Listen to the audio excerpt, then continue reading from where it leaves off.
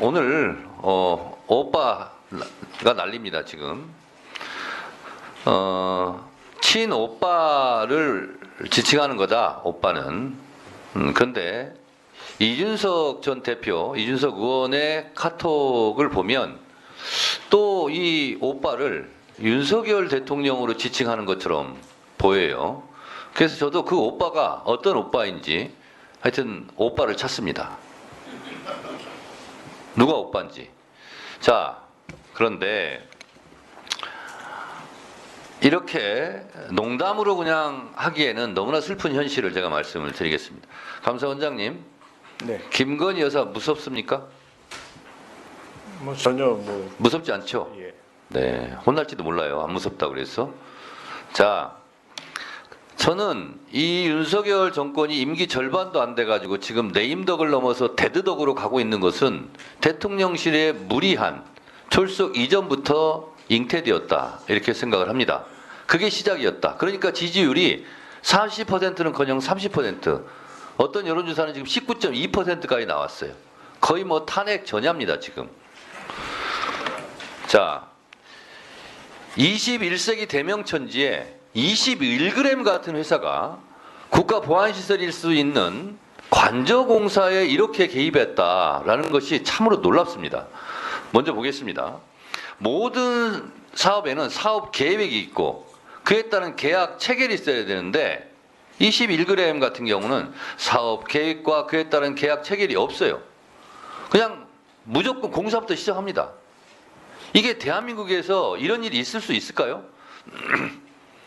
시공, 감독, 준공 과정에서 거의 모든 법을 위반했어요. 국가계약법, 건설산업기본법 다 위반했어요. 이 정권은 출범하면서 대통령실 이전하면서부터 위법을 시작해요. 두 번째, 대통령 비서실 측이 실제 공사 내역을 반영하는 준공 도면 등도 제출받지 못했어요. 그냥 공사를 시작합니다.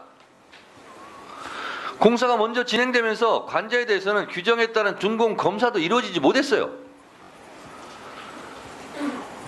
대한민국 어디 농막 하나라도 지으려고 해도 이러지 않습니다.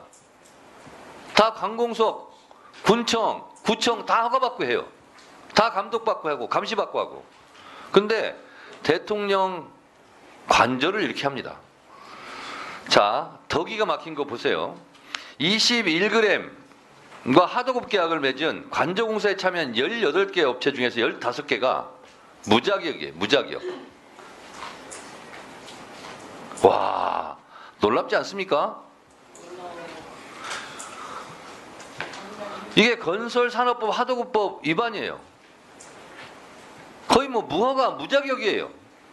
하도급 업체 18개 중에서 15개가 무자격 업체예요. 자, 네 번째 보겠습니다.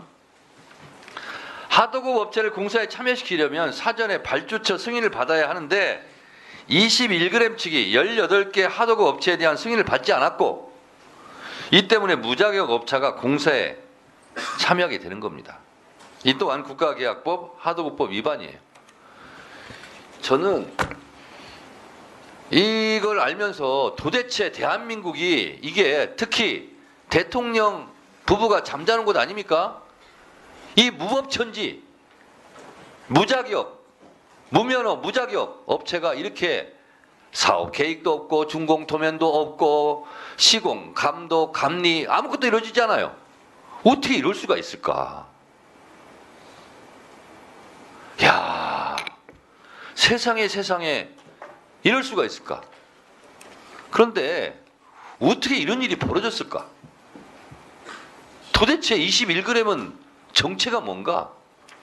알고 보니 김건희 여사 라인이더라. 이런 겁니다.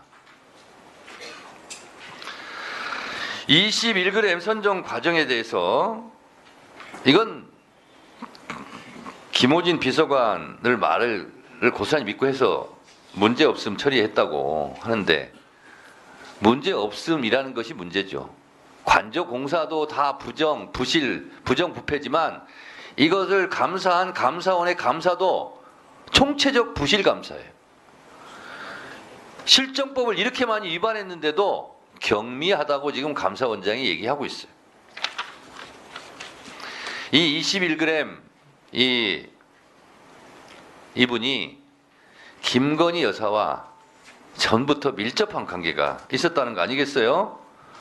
무슨 전시회 할 때 뭐 후원했다, 기획했다, 뭐 이런 거예요. 다 읽지도 않겠어요. 무슨 외국말 말 어렵겠더구만요.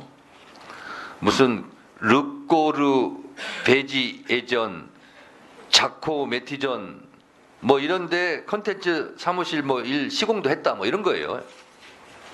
그리고 21g 대표 김모 씨가 비타민 디자인이라는 회사에서 디자인 실장으로 일하면서 마크 리브 사진전 1분 더 넣었어요. 피형전, 점핑 위드 리브전 이런 거에 대해서 디자인을 총괄했다는 거예요.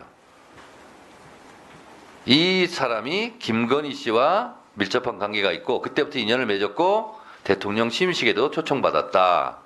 이런 겁니다.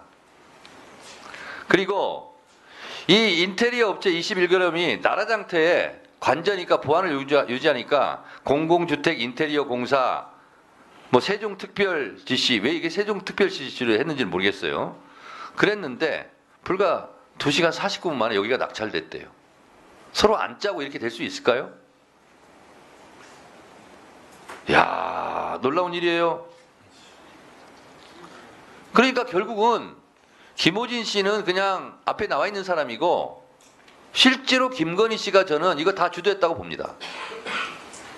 그러니까 감사원에서도 김건희 여사 무서워서 고발 조치도 못하고 수사 의뢰도 못하고 그냥 경미한 사건으로 아 이건 덮어야 되겠구나 이렇게 생각한 것 같아요. 답변 드리겠습니다. 감사원장님 예. 뭐 답변할 게 있습니까? 조금 뭐 변명처럼 들리시겠지만 이건 저희 입장. 그럼 변명해 보세요. 예.